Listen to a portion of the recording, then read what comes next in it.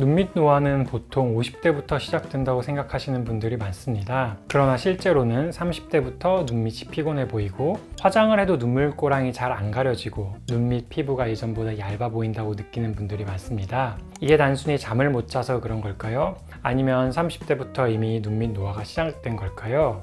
실제로 얼굴의 주름을 분석한 연구에서도 30대 초반부터 주름 생성 속도가 빨라지는 흐름이 확인됩니다. 그런데 눈밑은 단순히 주름만의 문제가 아닙니다. 눈밑 피부 탄력, 눈물꼬랑, 눈밑 지방 돌출이 같이 변하면서 다른 부위보다 더 빨리 피곤해 보일 수 있습니다. 그래서 오늘은 왜 30대부터 눈밑 노화가 확 느껴지는지, 그리고 이 변화가 40대, 50대로 가면서 어떻게 더 커지는지와 연령대별 해결 방법까지 정리해 드리겠습니다. 먼저 한국인을 대상으로 눈밑 노화를 분석한 연구가 있습니다. 이 연구를 보면 눈밑 노화는 50대에 갑자기 시작하는 것이 아니라 30대부터 이미 변화가 보이기 시작하고 50대에는 훨씬 더 뚜렷해지는 흐름을 확인할 수 있습니다. 여기서 연한 파란색이 많아질수록 눈물꼬랑은 깊어지고 눈밑 지방은 불룩해지고 피부 탄력 저하는 더 뚜렷해진다는 뜻입니다. 여기서 중요한 건 30대입니다. 20대 이하에서는 진한 색이 많다가 30대로 넘어가면서부터 피부 탄력 항목에서 연한 파란색 영역이 갑자기 확 늘어나게 됩니다. 20대에서 30대로 넘어갈 때 피부 탄력 저하 점수는 거의 2배 가까이 증가하고 눈밑 지방 돌출 점수도 함께 올라갑니다. 그러니까 30대부터는 단순히 잔주름만 생기는 것이 아니라 눈밑 피부가 얇아 보이고 눈밑 지방이 살짝 볼록해지고 눈물꼬랑도 조금씩 보이기 시작할 수 있는 겁니다.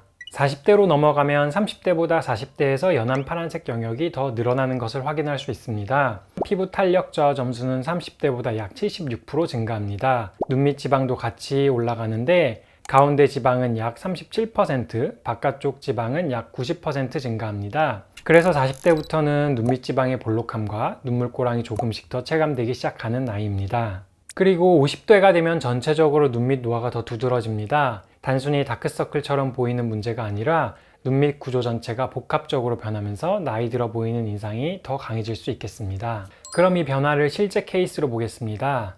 아시아인의 눈밑 노화를 복합적으로 분석한 또 다른 논문입니다. 45세 여성의 케이스인데요. 눈밑과 볼 사이 경계가 조금씩 보이고 눈밑 피부가 예전처럼 탄탄하게 받쳐주지 못하는 초기 눈밑 노화 케이스라고 볼 수 있겠습니다. 그리고 50세 전후의 차이도 더 명확하게 확인됩니다. 그래프를 보면 환자들을 50세 미만과 50세 이상으로 나누어 비교했는데 50세 이상에서 눈밑 지방 돌출과 피부 이완이 더 뚜렷하게 나타났습니다. 즉 50대에서는 눈밑 지방 돌출과 피부 이완이 함께 두드러지면서 눈밑 노화가 훨씬 복합적으로 보이게 됩니다. 그렇다면 30대, 40대, 50대에는 각각 어떤 방식으로 접근해야 할까요? 첫 번째 30, 40대입니다. 30, 40대에서는 아직 50대처럼 여러 문제가 심하게 겹쳐 있기보다는 한 가지 문제가 먼저 도드라져 보이는 경우가 많습니다.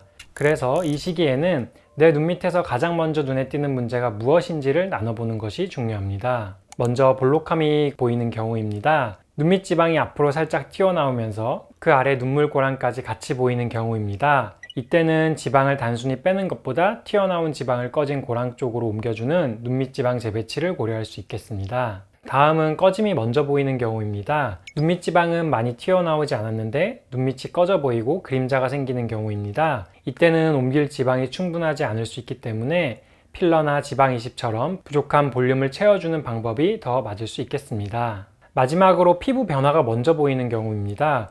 볼록함이나 꺼짐은 심하지 않은데 눈밑 피부가 얇아 보이고 잔주름이나 피부결 저하가 먼저 보이는 경우입니다. 30대, 40대로 비교적 젊으신 분이시지만 간혹 가다가는 이제 야외 활동을 정말 많이 하신 분들이라든지 피부가 많이 처지고 늘어지고 잔주름이 많으신 분들이 있으신데요.